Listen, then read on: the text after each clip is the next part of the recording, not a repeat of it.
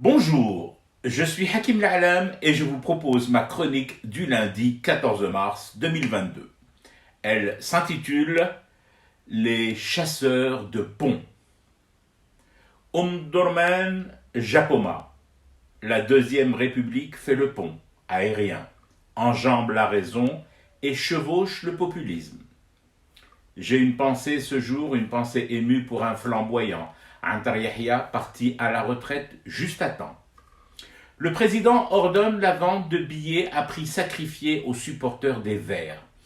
J'ai déjà vécu cette scène, mais où, quand, à quelle époque, avant cette République seconde, pendant la République première, ou dans un continuum temps qui sonne comme un tocsin sans fin.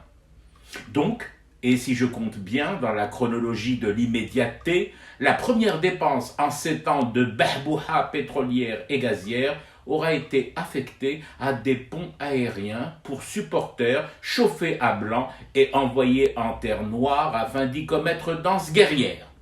Très honnêtement, je voyais autrement le redéploiement de la DZI dans sa profondeur africaine. Je l'entrevoyais même serein, intelligent, utile, construit sur un temps long et capable de contrecarrer sur des bases de coopération économique solide les velléités israéliennes et leurs comptoirs marocains.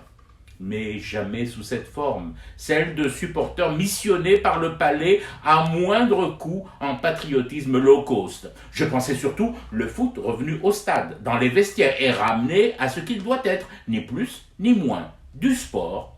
Tu gagnes, tu perds, et l'on ne pendra pas Balmavi sur le parvis de la grande mosquée si nous ne décrochons pas le billet pour le Qatar. Ni d'ailleurs, nous n'envahirons le Cameroun en représailles.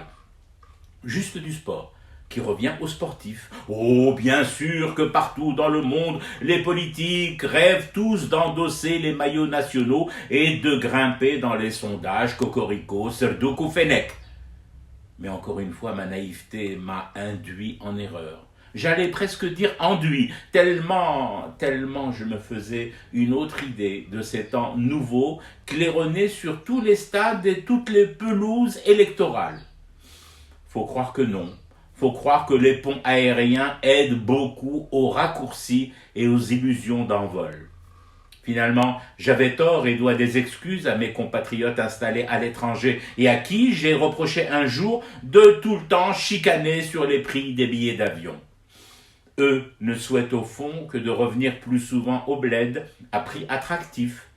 Jamais ils n'ont exigé de faire le pont avec le palais en transit escale par Japoma. Jamais.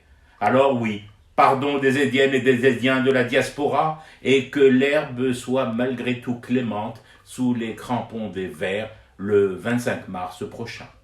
Je fume du thé et je reste éveillé, le cauchemar continue.